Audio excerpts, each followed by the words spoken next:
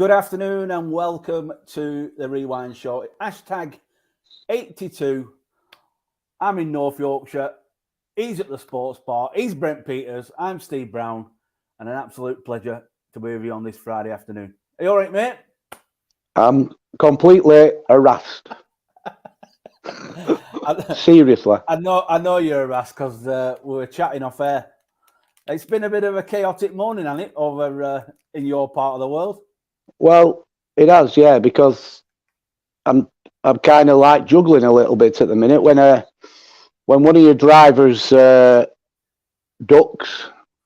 All right. Yeah. And for those that don't know about what duck means, I don't mean ducks that float around what were in that dugout at Nelson in midweek. No. I'm on about body swerving his shift. That's what he's doing. Yeah. It throws us in chaos. So the rest of the team have got to pick the pieces up, which we've had to do. And for those that you don't know, there's premium deliveries that you have to be there at a certain time. So I'm keeping an eye on the lad that's training up on one of the rounds, and I'm keeping an eye on the time. I realise it's getting near to the time where he's got to stop what he's doing and get to this time delivery, if you will.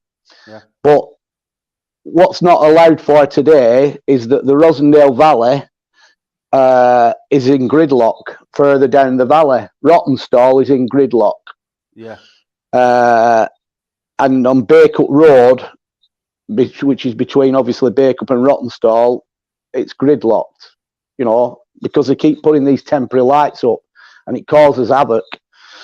So I decided to fire off from Bacup over the tops, over Burnley Top, to meet my driver in Crawshay Booth, and I'd take the premium delivery off him, because it was kind of like I could do it. It was quicker for me to do it than him breaking off. Yeah. So when I got to the back of his van, he only had 2 premium deliveries on today. One was at 12 o'clock at the top of Water. Yeah. And the other one was 12 o'clock down Irwell Vale, which is in just off Haslingden. Lo and behold, he'd already done Irwell Vale early this morning. And as I opened the van up to get one of the one-time delivery he should have left on his van, yeah. When I open his van up, what do I see there on his van? Another one. The other time delivery, 12 o'clock. So I'm going absolutely ballistic. I'm going, what's that still doing on your van? You've already been to BB46s. Why is that on your van? It's a 12 o'clock delivery, you blinking complete knob jockey. You're a great boss, you knob jockey. So I've ended up, so I didn't fail, otherwise I've ended up taking that off him.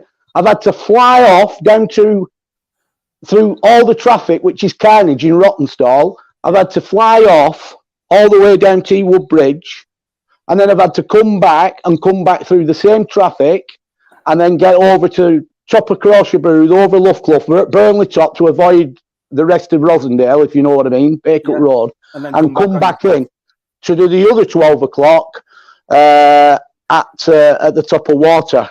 Needless to say, right, I got them done, but quite frustrating. And obviously, we had the show lined up for 1 o'clock, but I got back in. I just walked through the door at 1 o'clock, and then we had a bit of internet problems. But I'm glad to say that fine and dandy, I'm here on the show talking to you.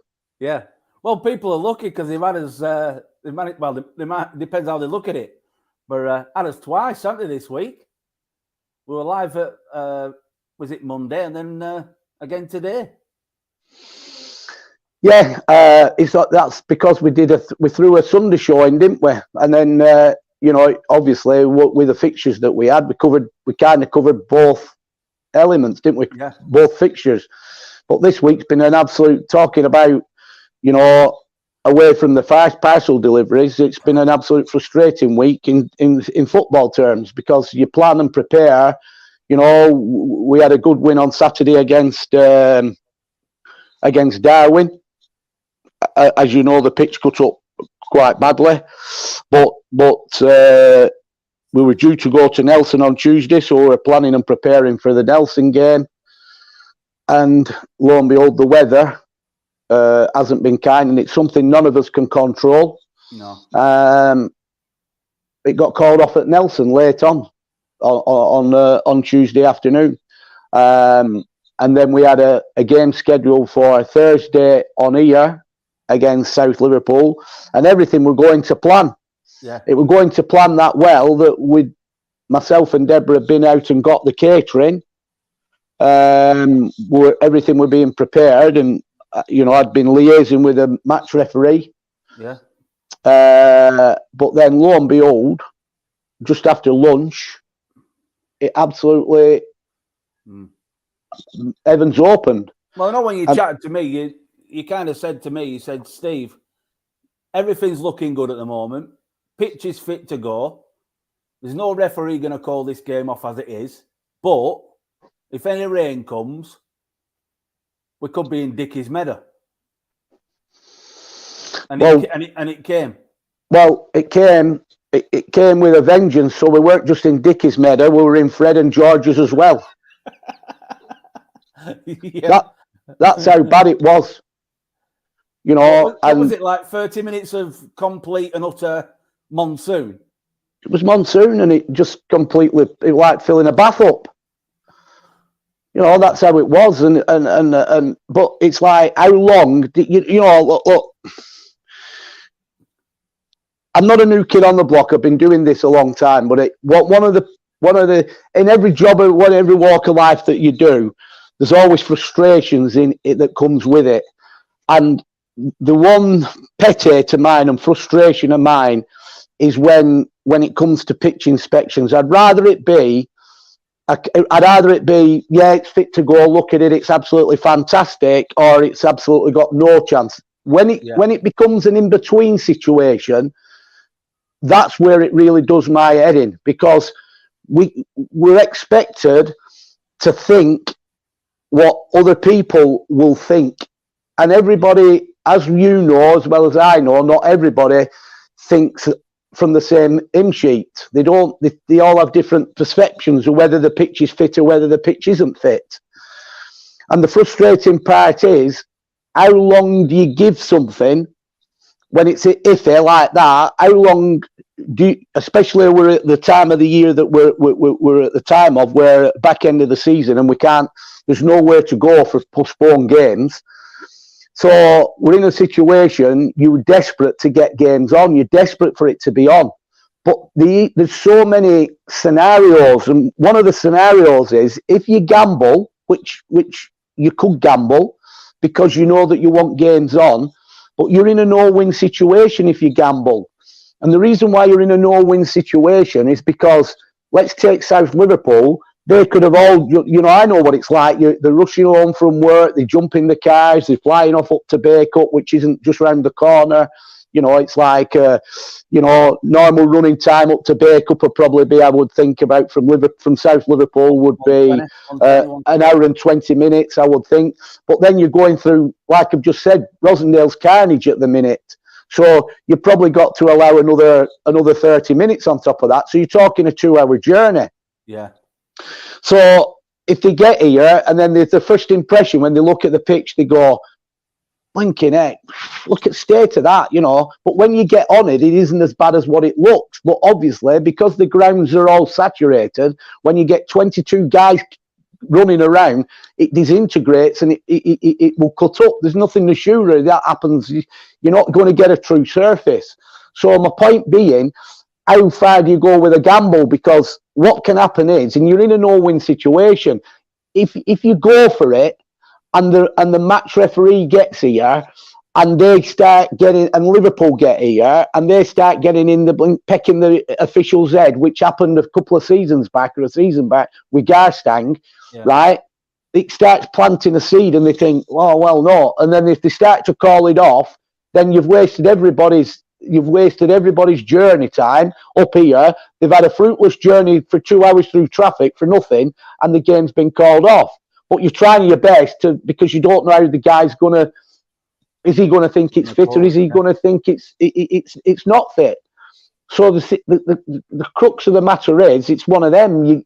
I can't read somebody's mind, and then I'm getting inundated with phone calls from staff. I mean, like Colin, which is rightly so, because he's got to travel up from Conway. What's happening, Brent? Is the game on? Well, I'm not Merlin the magician. I don't know. I can't really tell. No referee at this moment in time is going to call this game off. Yeah. But if it keeps carrying on like it's carrying on, there's going to be a major problem. So the issue where it was so frustrating, because it come to a situation where it was never going to be. I gave it as long as I dare give it without interrupting the issues of South Liverpool. You've always got to think about your opponents. Yeah. Because I think the same. I'd hate to be, especially night matches where everybody's rushing, where you're rushing around, you're trying to get to a game, and then you get to the game, and there's nothing worse when you get there and the game's off. I don't remember one night match several seasons ago now.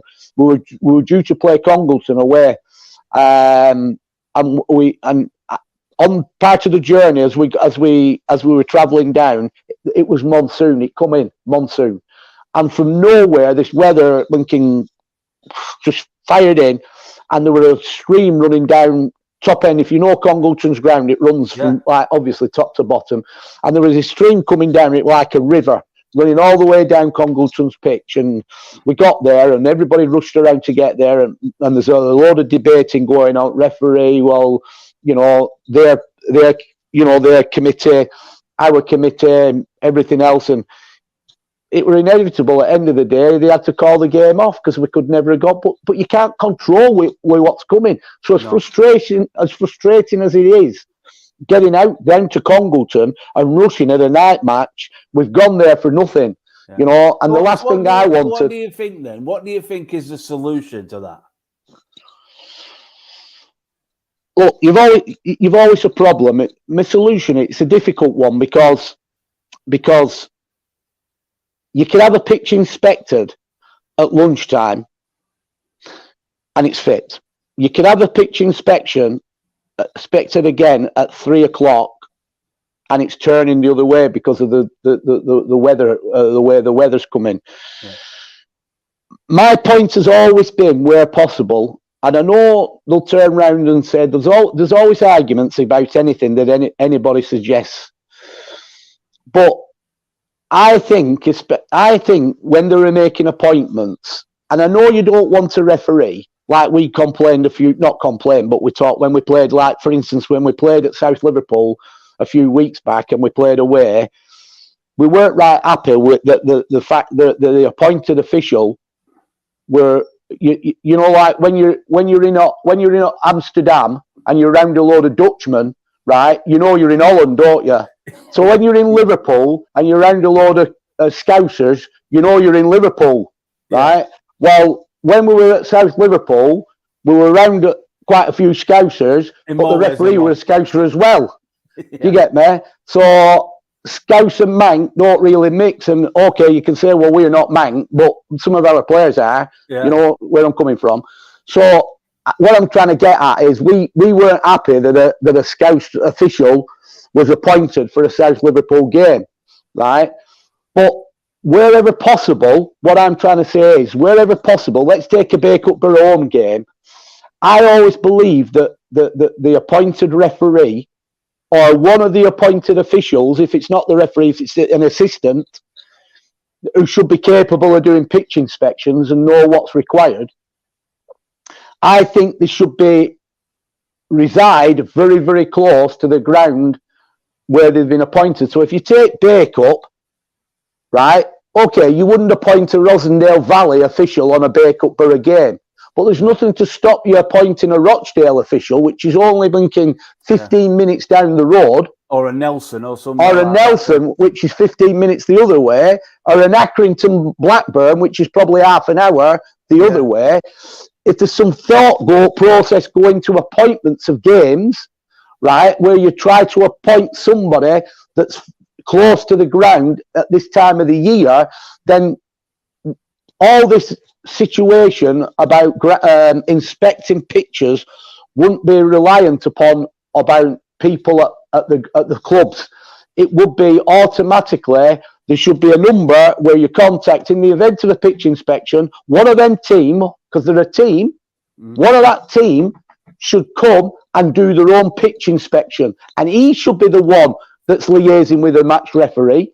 And it should be a criteria, whether you're working or you're not working, that you should have access to your phone to be in this situation. Because I don't think it's fair on clubs, and I don't think it's fair. It's all right, the Northwest Counties. I know we're back to this word again, Northwest Counties League, but it's all right, the Northwest Counties League having a pop at clubs and saying, if you want an inspecting referee, you've got to take him off the list of referees for that level. So it's a step 4. So I had to ask this week, well, where will I find this list? Because I've not seen this list, and you have to go for a referee that's on the list. So they said, well, you have to speak to the referees coordinator, who actually works for the football. He's representing the Football Association, not the Northwest Counties League, if you know where I'm coming from. Yeah. So thankfully, the guy sent me this list of referees, and you're supposed to pick one off that list. But trying to get an official, especially on a midweek game, right, to do inspections is nigh on an impossibility. Yeah, it's nigh on because they have work commitments of their own. Exactly. And it's difficult. And if they don't, and even if they are available, let's say, for instance, and we had it the other week here, we had an official that were appointed, and he lived in Stockport, and this was for a Saturday game. And he was adamant he wasn't going to come over from Stockport to inspect his own pitch. He wanted us to get a local referee in so he could liaise with him, right? So he didn't have to come from Stockport. Now, my point is, it's their pitch. How can the inspecting referee, he could think it's fit, and he could be putting everything in his head and say, no, I think it's fit, it's this, it's that, and it's the other.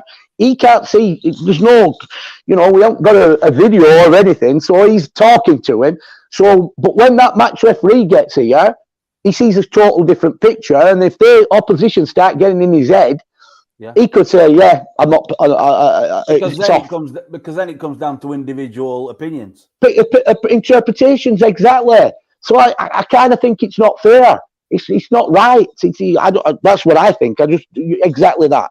And it's so difficult. If you try to get like yesterday, we were kind of struggling because, I'd spoke to the match referee the day before and gave him updates of how the pitch was.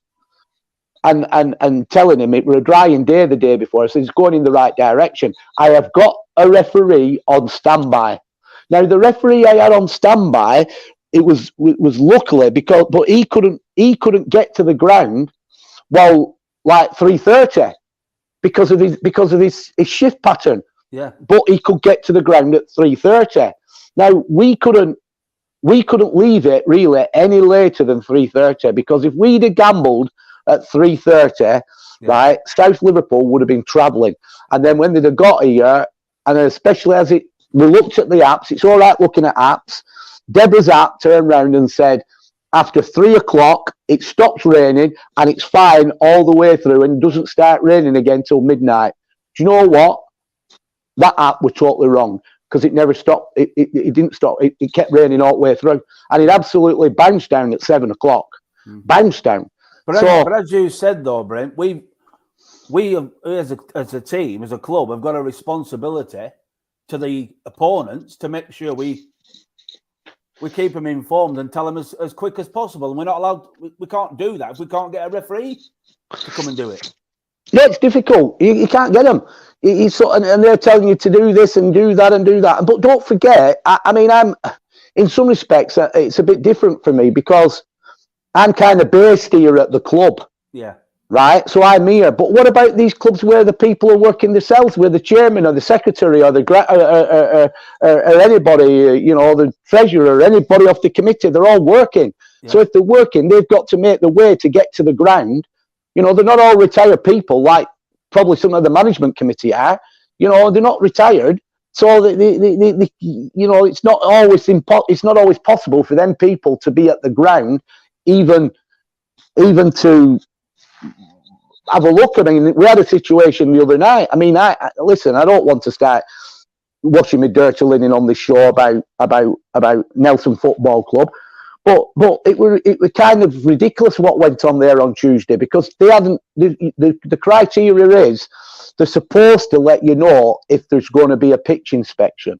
Right now, I get that they could have people working and there's nobody could go down to the ground, but they'd have known on Monday night whether it were going to need a pitch inspection on Monday night. And knowing their pitch, like I know their pitch, right? It's excellent when it's dry weather, but it's notorious when it rains. It holds water.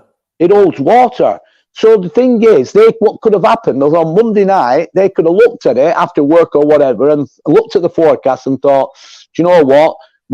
You know, I know Bakeups now. It's all right saying Bacup are only over the hill and they're only 7 mile away, or 8 mile, or 12 mile away. But what you've got to remember, that might be the case, as in a name of Bacup Borough Football Club, but quite a few of our players don't live in Bacup, or like probably the Nelson players don't live in Nelson. You know, they might live in, some of the Nelson players could live in Lincoln, Chipping or Longridge. Yeah. They've still got to travel in. So equally, if they're finishing work, you know, it's not like they might have to do. We've got a player that lives, you know, down South Manchester, down near the airport, so he's got to come through all that traffic, you know, to get to Nelson. So to leave it as really late as possible is not really acceptable. I think you need to be telling on an evening kickoff, no matter who you're playing. I think if you don't, you need maximum. The latest that you should be inspecting any pictures is 4 o'clock. That's the maximum latest, because 4 o'clock will give you like 2 hours before, 2.5 hours before you're due to arrive at the ground. You know, for that, like usually for 6:30. But the point is, the rules state that you're supposed to keep the clubs and referees and everybody in the loop of what's happening. The Tuesday night game, I was shocked to find out at 4:15 or something like that, when it came up on Twitter that there were going to be an inspection at 4:30, right? And then lo and behold, it was off.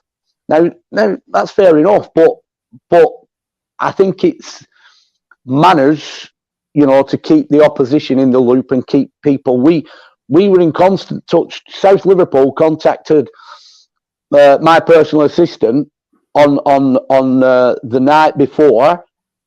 She gave, through me, a full update of what was happening. They contacted us again on the day of the game in the morning. We gave them another update in the morning, and we said we'll keep in touch with them as the day unfolds. Including the social media as well. Yeah. And including the social media, and that is exactly what we did. But, and you know, we were optimistic before lunchtime. 100%, we wouldn't have gone out and spent money on the catering. I didn't see no problems at all, because we'd had a couple of drying-ish days. But then it was monsoon weather after that, and the monsoon weather, it just couldn't. Killed it. It just were. You know, there were no chance. There were absolute no chance. So it's kind of a difficult one. I do think, and I've said it for a long time, where possible, I think they should have a rethink about it. And I think at least when you've got 3 officials on a game, I think at least one of them needs to be local to the ground. And if they're in need of a pitch inspection, it's the team that's going to be on the day. That team, one of them should do their pitch inspection, and it's on their head. All this about us trying to get referees in, that's not even their responsibility. So some referees could turn around and say, "No, I can't be bothered to go up to Bacup to blinking inspect a game."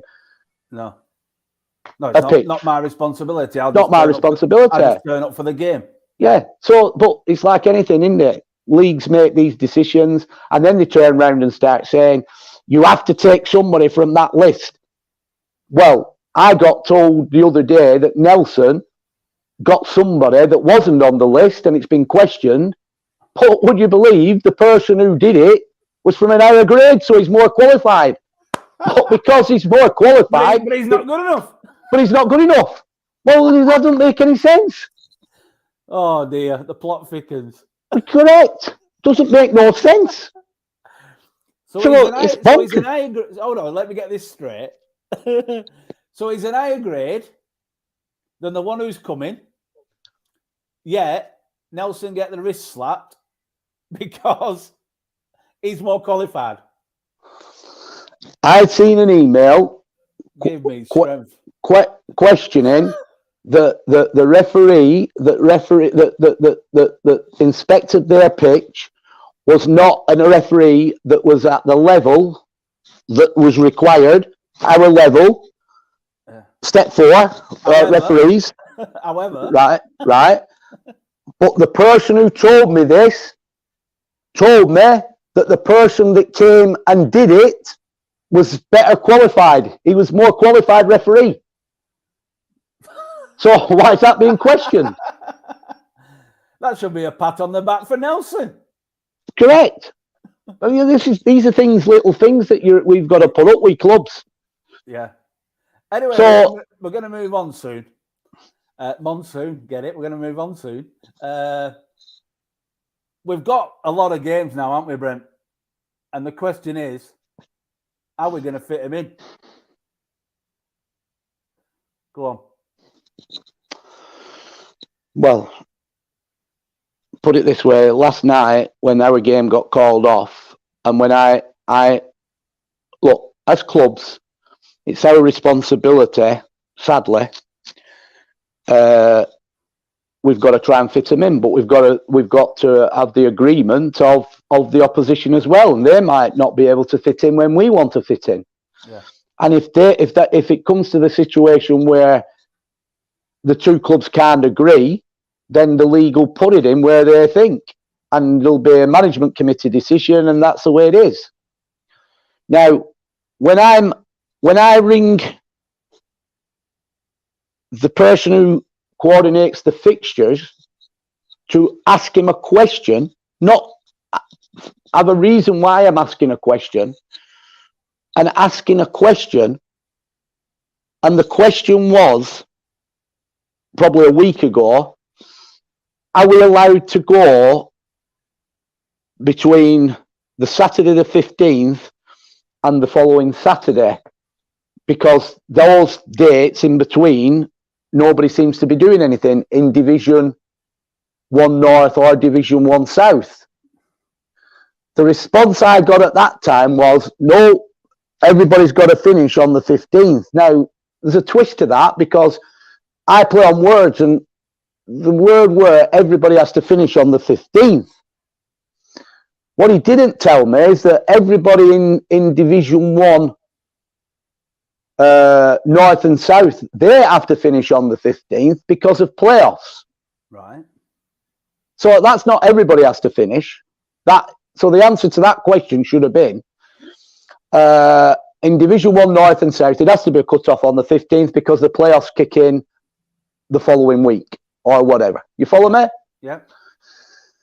Anyway, when the Nelson game went on Tuesday, that was one thing. But obviously, when the South Liverpool game went on the Thursday, was another thing. I got told, again, I'm not going to repeat where it came from on here because I don't want to get people into trouble or bring people in that don't need to be in on it. But I got told that AFC Bury had fixtures in for the following week. So between the 15th and the week after, the following Saturday. Yeah.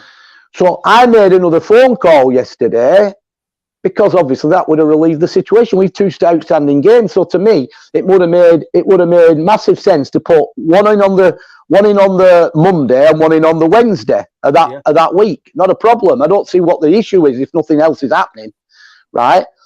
So I rang up the fixture coordinator and asked a question, not telling him, not asking a question.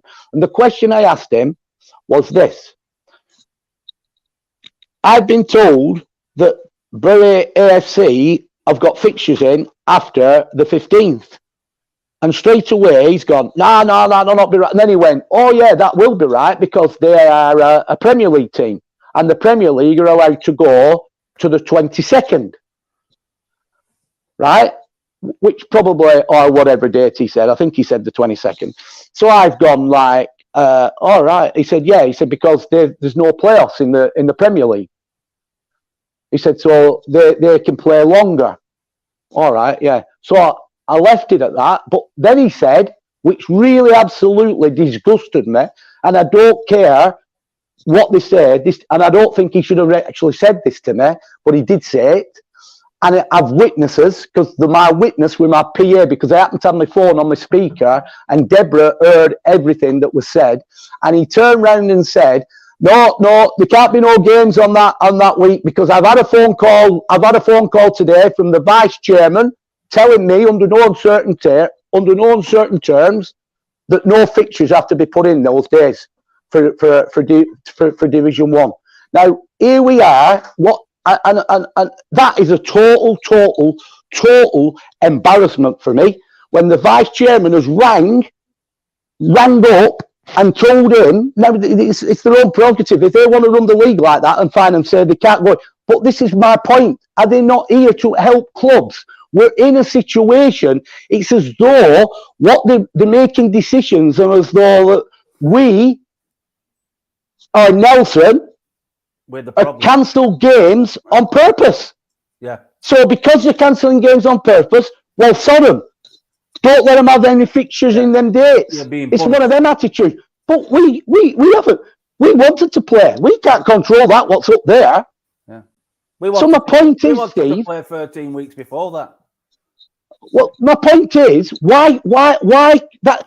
If the league are a league that helps clubs, now we need if anybody needs the help of the league more than anybody. It's Bury FC. I've noticed today on Twitter that Bury FC have now had to go and find a place for their next 5 fixtures. Now that might be all right for Bury FC with a 1,500 following every week. There's somebody who'll give them a pitch with opening arms. But not only that, obviously, yeah, somebody will welcome them, but obviously they've got plenty of fan base, so there's plenty of money. You know, clubs, if the league are turning around and saying, well, you go and find another pitch, you know, because your pitch isn't standing up to the games and standing up to the weather, right? You go and find another pitch. Hang on. We're in this. This is a business. We're here to try and get money and keep the club going, keep the club alive. You know, I fought tooth and nail. Knightsy came on to me yesterday about a £75 blinking pie machine, £75, right? You know what I said to him? Right, I'll repair the broken glass. I'll repair the glass first. Well, it'll cost me about £7 rather than spend £75. It's obvious economics. Why? Because we ain't got no money. We're a club that's, you know, we have to. We can't just keep spending. We haven't got the money to keep spending. So why would we, you know, decide and think, oh, cut our cloth here now, we'll go and play somewhere else and we lose revenue, we lose our money that should go into our budget. That ain't going to happen. You're not going to do them sort of things. But my point is, you think that the committee or somebody off the committee, especially the person like somebody like the vice chairman, what's that situation? You'd think he'd be on and say, listen, it looks like you've got a problem here, Brent. You know, can we let's try and see if we can work it out. We need to finish we need to finish on that 15th, but we can possibly stretch it that next week. You know, we will do it to help you, but it doesn't seem like they want to help. Yeah, work with us, but they don't want to work with us, and that's my point. And that's what frustrates people. And this is why I'm saying, well, why are they not working with us? Why are they not trying to help? Do they think we've made it up that these games are off on here?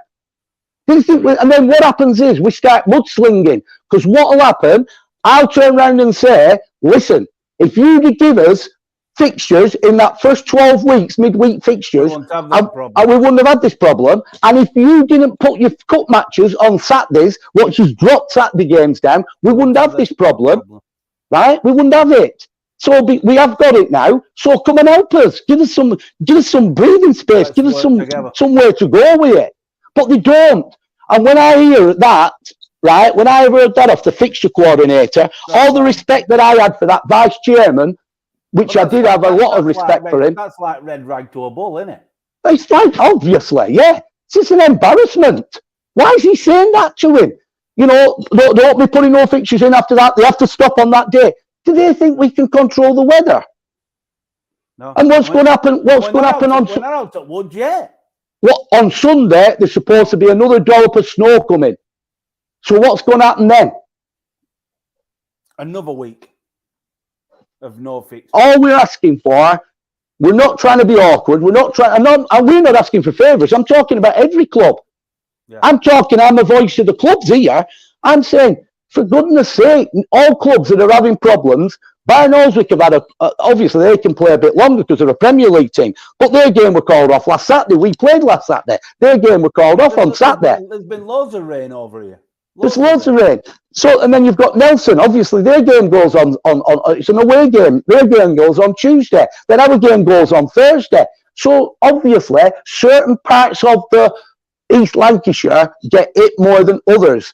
And it obviously, even if you all the committee of the North West Counties League need to do, or should I say, the vice chairman needs to do, if he thinks there's some jiggery pokery going on, is read the Twitter feeds of Ben Kay, who's the groundsman of Accrington Stanley, who's complaining every week, every day about the state of Lincoln, the bad weather that he's got to contend with. Yeah. And he's on a professional and he's at a professional club, correct?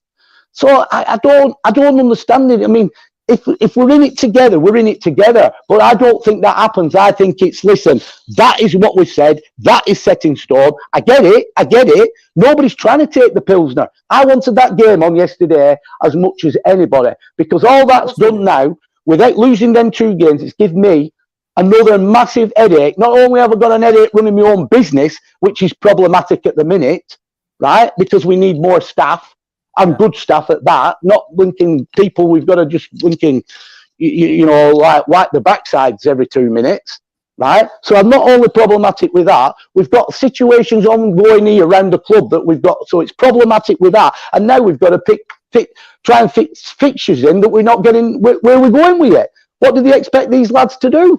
Play every night in the week? And 2 semi-finals to contend with. Well, you know what the league will say about that? They'll just say, well, pull out.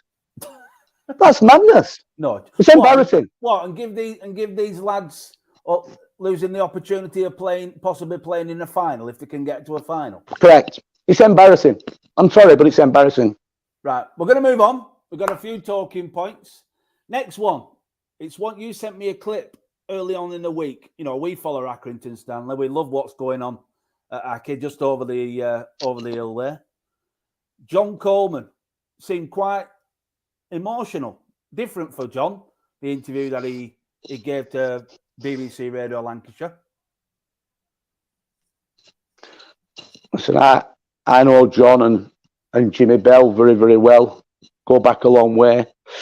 But what's going on at Accrington is a massive disease in football.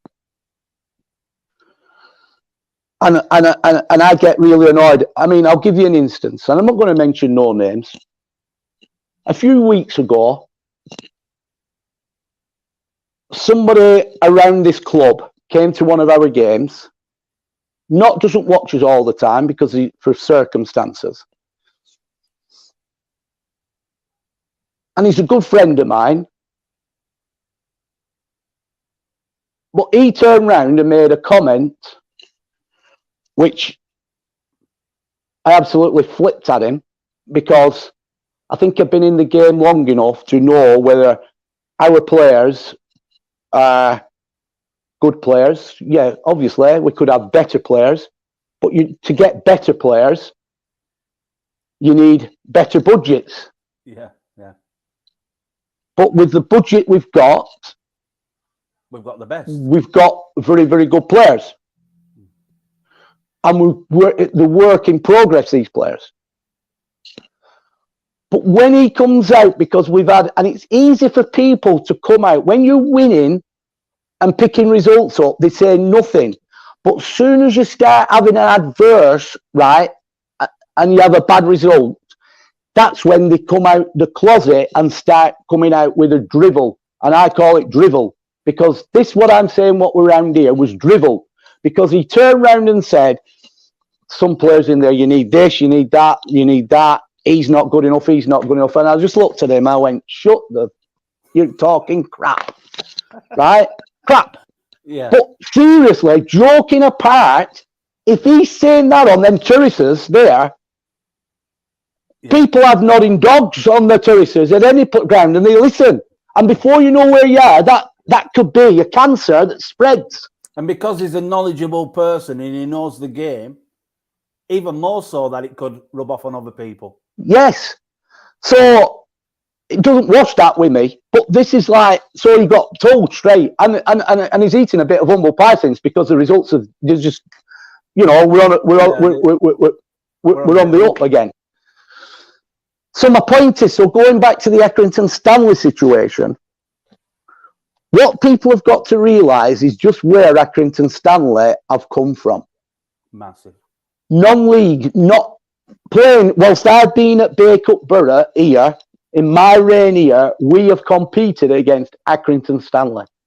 So they've come not necessarily from as far down as where we are in the Northwest Counties, but they was in the Evo stick just above us. Yeah. And they've progressed from the Evo stick through the Conference, National, and into being a Football League club, not only Division 2, but now Division 1.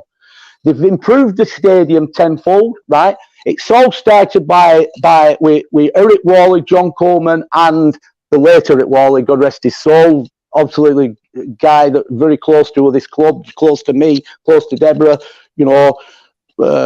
close to my family, Natalie, because Natalie worked for him at Accrington Stanley when I was director of football. Yeah. He did absolute fantastic, started it all off at Accrington Stanley, right? But they couldn't live above their means. And in a lot of ways, Eric was bankrolling the club to get them to where they were. Then, thankfully, before the passing of Eric, but thankfully, the baton was passed over to Andy Holt. Yeah. Successful businessman in the town. And what's happened from that moment on, and things have developed both on and off the pitch. They have worked within their means, and they've punched above their weight. Massively.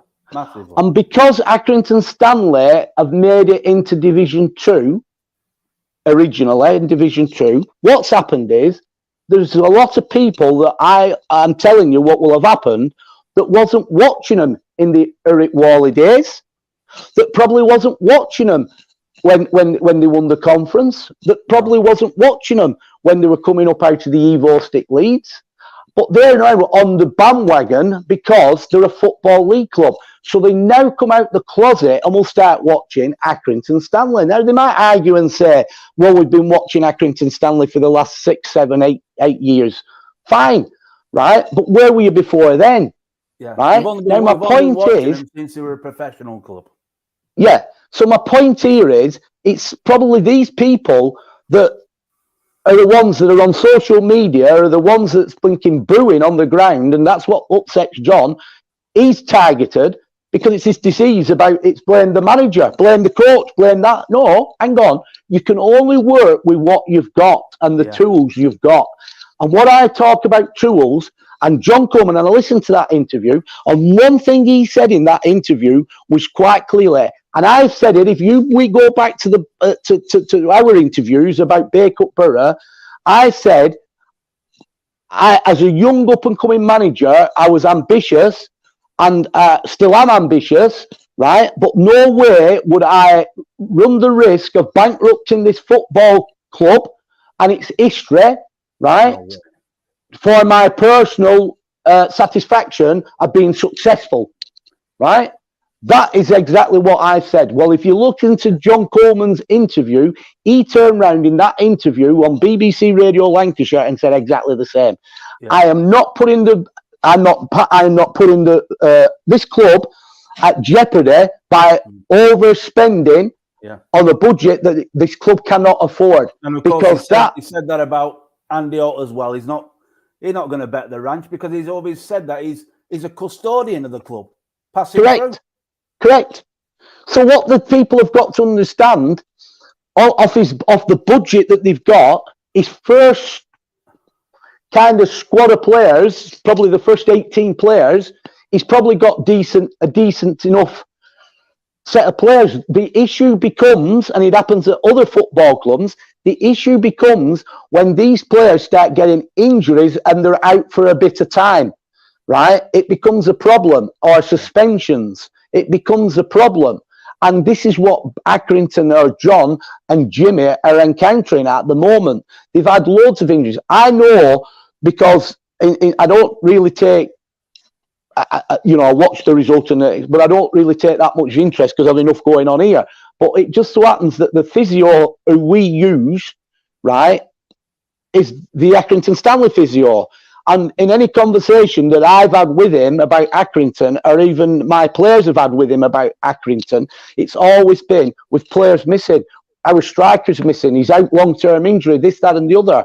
So the problem that he's got, John and Jimmy are the best two they're the best two going and motivating and getting the most out of people that really nobody else will be able to get the best out of. So really, they're punching above the weight.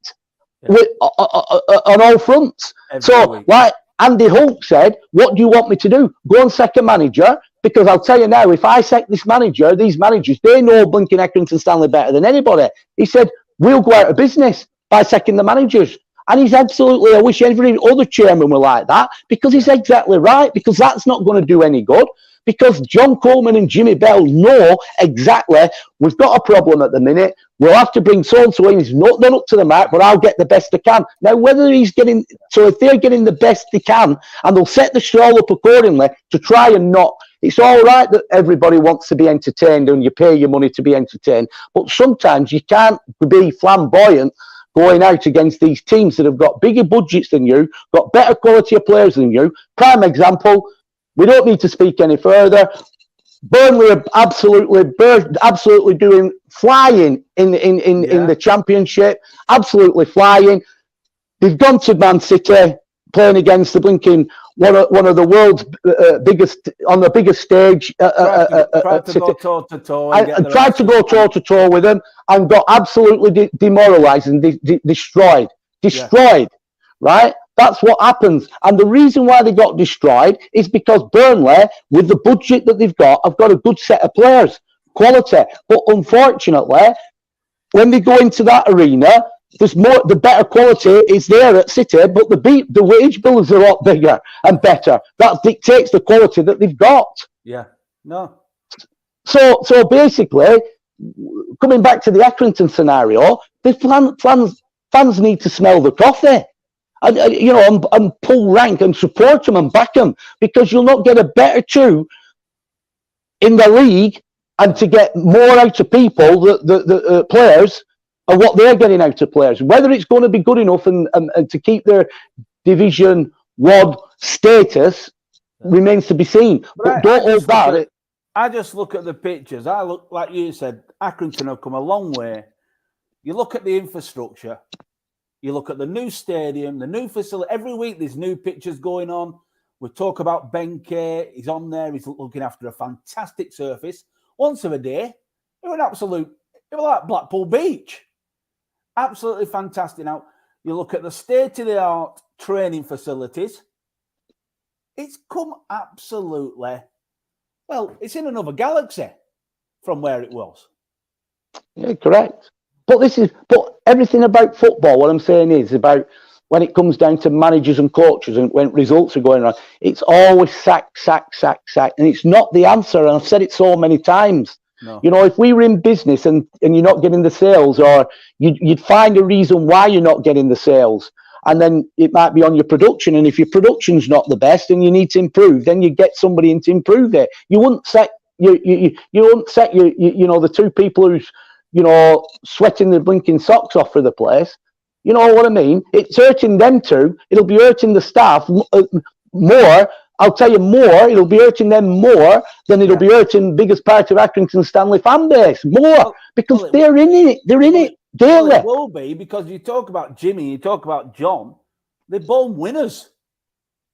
They don't want to lose anything. Correct. But it is what it is. It's part of football, what's going on. And equally, you've got a situation, they're not a club that can go out like I mean, he said in his interview, he talked about the likes of, when you compare budgets with Oxford, with Oxford. Yeah. You know what I'm saying? So he said you compare budgets. Well, they've just sacked the manager. Forest Green, them clubs are Forest Green, all on bigger budget. They're all down the bottom of the table, and they're finding it difficult. Correct. You're going into you go and it's throughout. This happens throughout football. You can even bring that down to non-league situation. There's teams that's gone and pushed to, obviously played above the means, fought above the means. But then there's other teams that's had financial backing, short term. By the way, short term, right? And when they've got that financial backing, that they've brought better players in, and the better players in are too good for the level that they're playing in, and they've shot up the leagues. But that's come with a cost. And sometimes it can have the other effect. People can come into a football club, throw money at a situation, don't get the success that they're expecting straight away, and end up walking off into sunset because they've got bored of the train set. Well, that's what happens when they don't get to where they think. Listen, but then they leave the club with loads of debt. Correct. That's what I mean. It's ridiculous. I can tell you a situation on here, and I can't name the club for obvious reasons where it comes from, and I can tell you this story, right? So, and you won't need a pea brain to probably fathom out which club it is anyway. So, the situation is, there's a club not far from here that's punching, doing really well, challenging at the top of their league. And by the way, they're not a non-league club; they're a football league club, doing well. Okay. All of a sudden, a manager of another club, higher up in the football league, comes and approaches to take their manager to his club, which is a bigger club, and give him a job there. At this point, the club in question have lost their manager. At this point, it's towards the end of the season.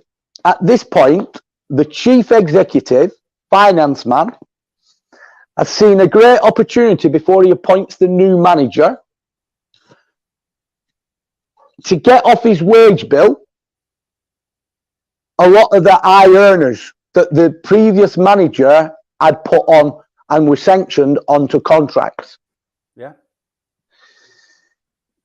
It doesn't win the press, this. All they know is that so-and-so's been loaned out here, and so-and-so's been loaned out there, and so-and-so's been loaned out there, right? So all of a sudden, on paper, on finance, this chief exec is looking good. Yeah. New manager appointed, thinks he's coming into a club that's doing all right. He doesn't, at this point, doesn't know what's gone on, what the chief executive's done. Yeah. So what happens is he comes in, think he's got a good bunch of players. Well, you're a bit like he's gone out on loan. So you need to bring, this is the budget you'll be working with, and you'll need to bring in some loan players in on less money. So you get me? Don't need a pea brain to understand where I'm coming from. On less money. So if he's having to bring loan players in on less money, right, from the chief executive's point of view, he's looking good to the owners and the chairman and everything because the balance sheet says so.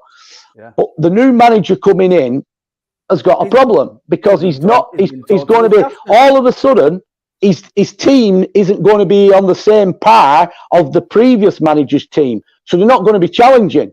No.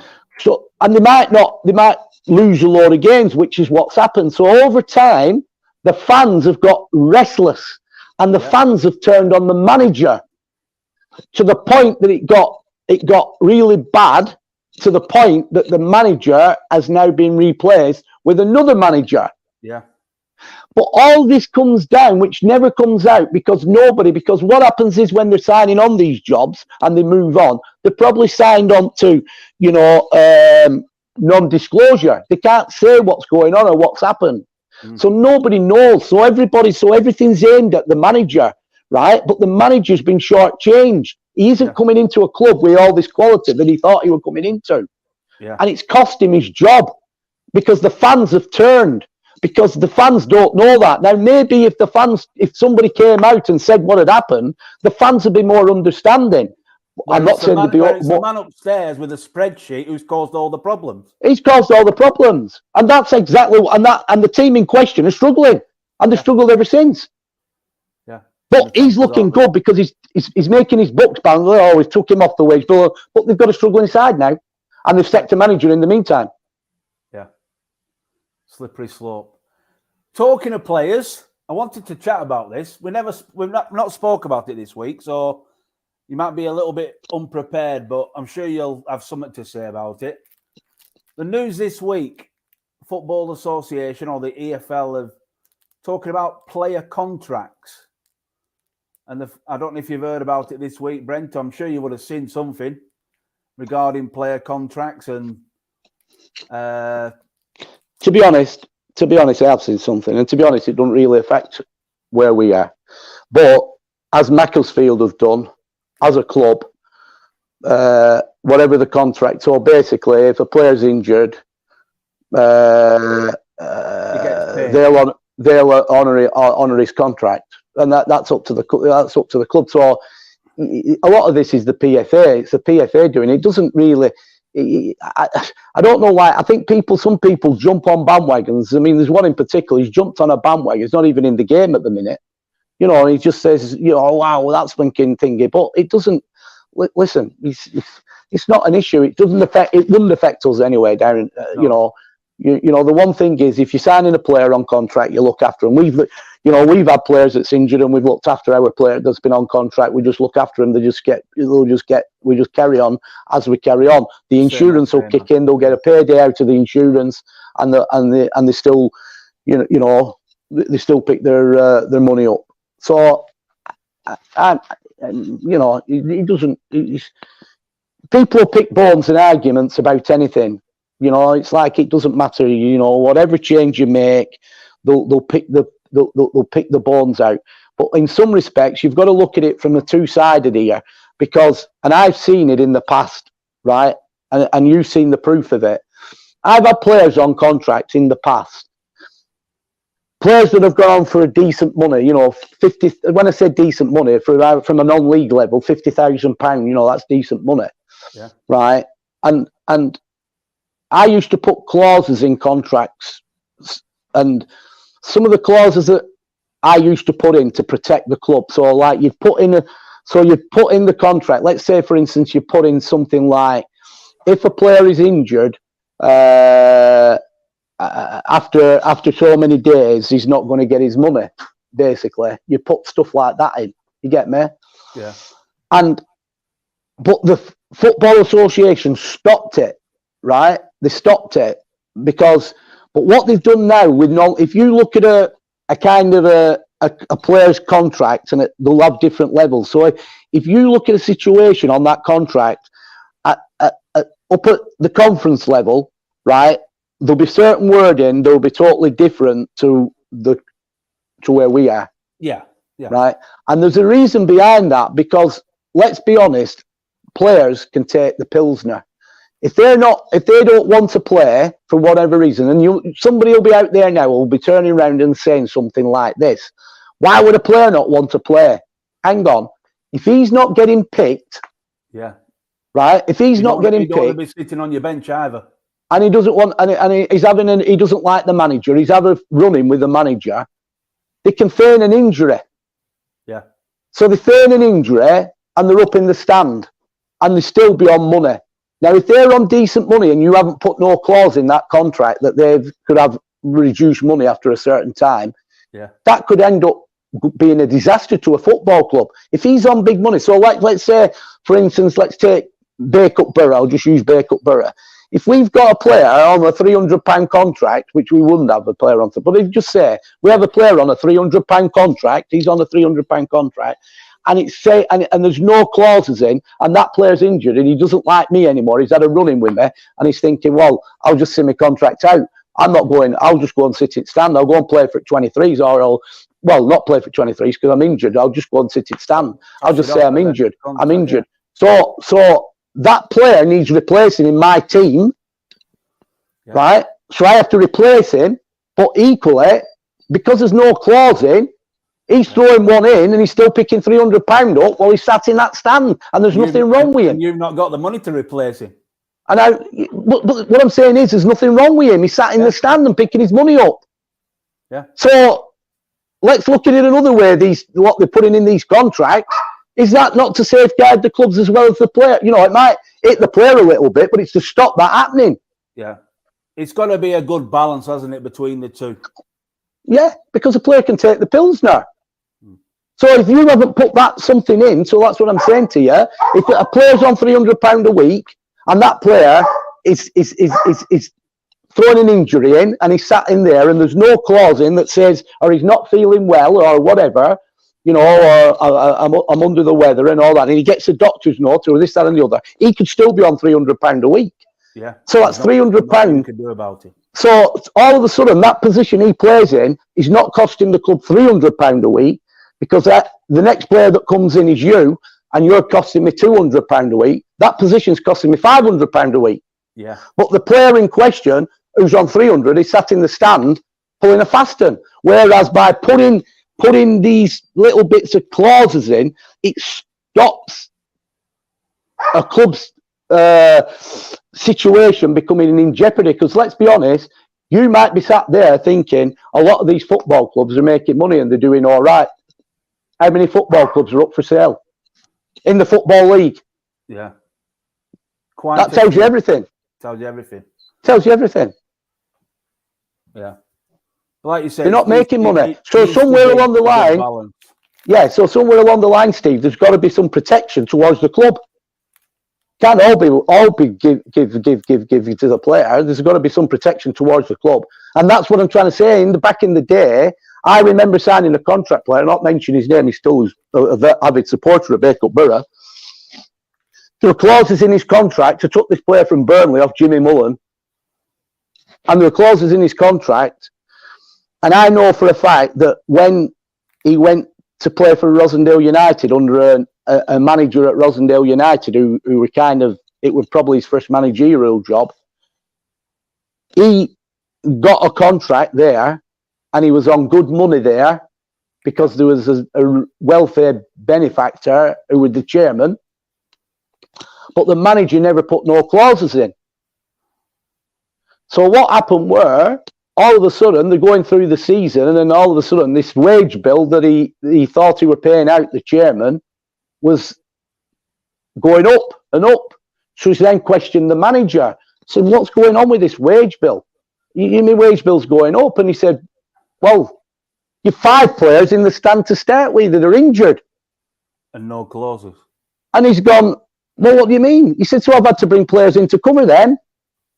So, but my point is, why has he not put no clauses in to safeguard that situation happening? So all of a sudden, if he's budgeted for, I don't know, if he's budgeted for £2,000 a week, and all of a sudden his wage bill's going to 2,500 and nearly 3,000, there's a problem. So some of this, what's going on at the minute with these contracts, is to safeguard that situation. No, fair enough. Anything more to add, Brent? Of course, tomorrow we're away at Daisy Hill. Fingers crossed. Nothing more to add. Nothing more to add. Daisy Hill tomorrow. They're a team that I don't know what's going on there, but it's not my problem. You know, we'll go there and hopefully come away with. But it's never easy at Daisy Hill. I don't care what's happening there. You know, we've got to be. It's all about us. We'll take each game as it comes.